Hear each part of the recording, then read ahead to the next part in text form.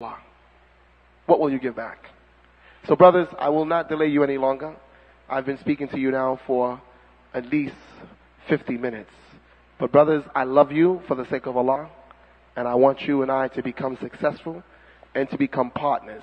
And one of the things that I'm trying to do right now is take Muslim youth and join them with non-Muslim youth and have Muslim youth influence the toughest of the non-Muslim youth.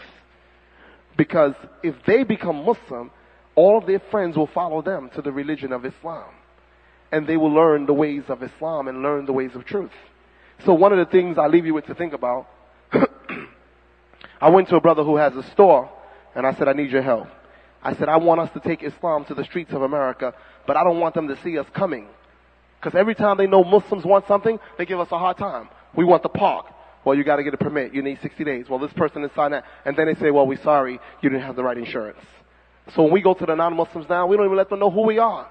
We send a brother or a sister who has the same American name and looks whatever Americans supposed to look like and make all the paperwork correct. And once we get the permit, then we come out and say, yeah, well, it's an Islamic program, by the way. But we created something called the Islamic Games.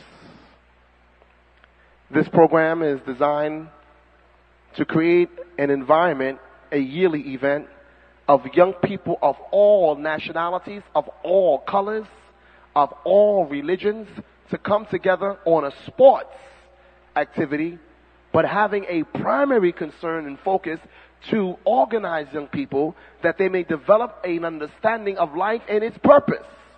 But we know everybody likes playing games. Kids love basketball. So we said, what could we use? If I go up to a guy 13 right now and say, yo, you want to come and hear about Islam to the mosque? I'll be like, yo, G, man, get on my face, man. I'm busy, kid. I'm trying to make some money. But if I say, yo, man, play some basketball? Yeah, I play ball. So we thought, what is it that young people all over this city and all over the country, what is it that they love? They love this game called basketball. So we went to a brother who owns Met Food, and we said, listen, be our official sponsor on paper. We created the Islamic Games basketball tournament, $3,000 cash prize for youth and adults. And in light of the fact that Brother Ahmed Diallo was killed, we put shooting for peace. And it says, shooting for peace on this flyer. It says, shooting for peace, guns down. And we want to have a program that day as Muslims. We're going to take all the guns we can get from the hands of young people, and we're going to destroy them. We're going to encourage young people to give us their guns, bring the bullets, bring the drugs, and destroy it. We want to encourage young brothers and sisters in the community of all nationalities to reevaluate their understanding of life and the understanding of who God is. We want the young people to know that they have the greatest potential and the greatest abilities in their life first when they recognize who Allah is. But we thought this would be a technique that we would utilize and that inshallah it would bring about some good results for us if we made it a yearly event and it was an organized event. So I just wanted to share this with you brothers very quickly so that if you have any ideas, we need a good designer for shirts. We want brothers who know about the internet to help us put this on the net. We want to get brothers who know brothers all over the city of New York and Philadelphia and other places. We wanted to put all of the youth together and let the young people be in charge and let them make this a reality. And let young people on that day speak and give awards and speak about their vision and their hopes and their aspirations. So we just wanted to share that with you. Brothers, with that, I'm finished. And I guess if brothers have any questions or comments, we open the floor. Is that correct, brother? Huh? Okay. So brothers, questions, comments.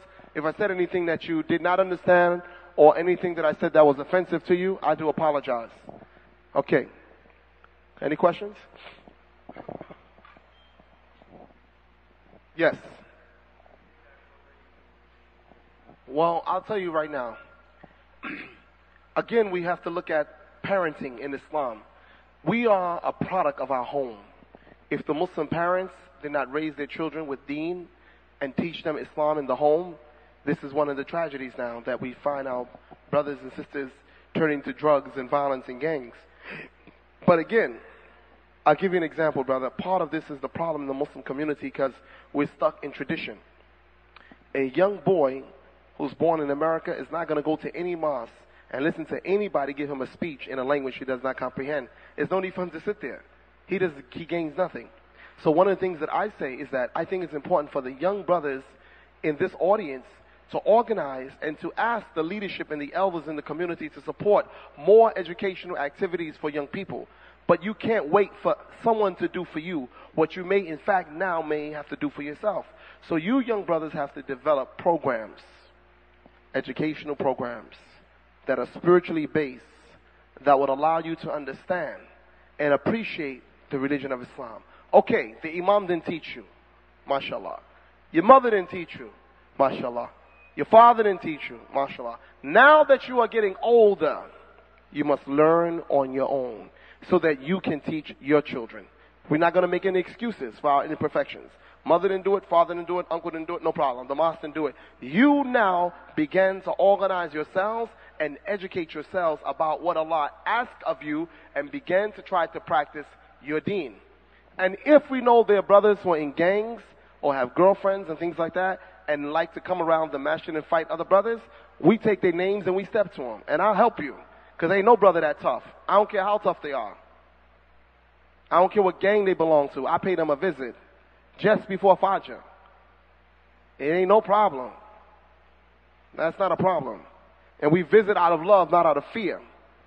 But brothers, you have to know we cannot allow people in the Muslim community, young brothers, to become gangsters where they start intimidating people and other young brothers. We're not going to accept that. And some of those brothers who are in gangs, we got to sit down and talk to them and hear their story. Because a lot of times young people join gangs because they're looking for love, friendship, and family. And although your mother may be a doctor and your father may be a doctor, but every time you come home, nobody's there for you. But your homeboys call, yo, what's up, kid? You ate? Nah, kid, my mom's ain't here yet. I don't know how to cook. No problem, kid. Check it out. I'm going to call Domino's, man. I'm saying you have a fat pizza and a big Coke. What you want? When people do that for you in the street, it's natural. As a young person, you gravitate towards them. So I would say, you brothers here who care, let's organize. I'll work with you. I can come over here. We can meet at Masjid Ihsan, and we can meet around the city. We can organize, and we can reach out to each other. We can't save everybody, because we can't even save ourselves if Allah don't save us. But we can help somebody.